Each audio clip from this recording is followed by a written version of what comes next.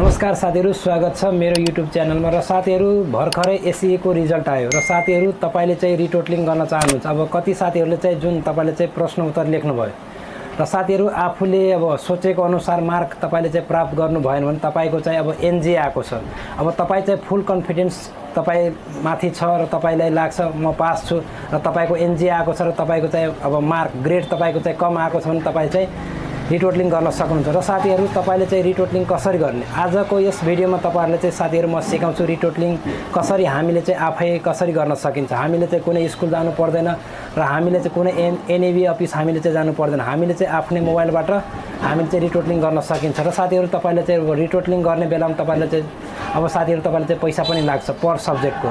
अब तपाईहरु चाहिँ कतिवटा सब्जेक्टको तपाईहरु रिटोटलिङ गर्न चाहनुहुन्छ र साथीहरु अब रिटोटलिङ गरेपछि हामीले चाहिँ कसरी त्यो अब रिटोटलिङको रिजल्ट हेर्ने सम्पूर्ण कुरा तपाईहरुलाई चाहिँ आजको यस भिडियोमा तपाईलाई चाहिँ म बताउन चाहन्छु। साथीहरु यो भिडियोलाई तपाई अन्तिमसम्म हेर्नु होला। र साथीहरु एउटा नोटिस एनएबीले निकालेको छ, त्यो नोटिस म तपाईलाई चाहिँ म पढेर म तपाईलाई चाहिँ म बुझाउँछु र कहाँबाट साथीहरु तपाईले चाहिँ यसलाई चाहिँ डाउनलोड गर्ने त्यो पनि तपाईलाई चाहिँ म भन्छु। यसको चाहिँ लिंक दिन्छु, यो नोटिसको तपाईहरु पनि पढ्न सक्नुहुन्छ।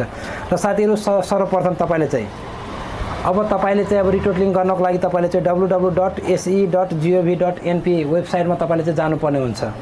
र त्यहाँ गएपछि साथीहरु तपाईले चाहिँ अब सिम्बल नम्बर तपाईले चाहिँ राख्नुपर्ने हुन्छ।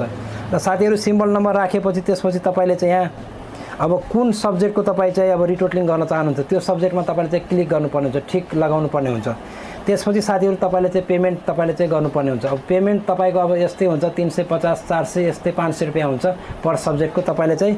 त्यसपछि तपाई अब ई सेवा तपाईमा हुनु पर्यो, तपाईमा खल्ती हुनु पर्यो, आईएमई पे हुनु पर्यो अथवा तपाईमा कनेक्ट आईपीएस तपाईमा हुनु पर्यो, वालेटहरु हुनु पर्यो। यो वालेटबाट हामीले चाहिँ भुक्तानी गर्न सकिन्छ।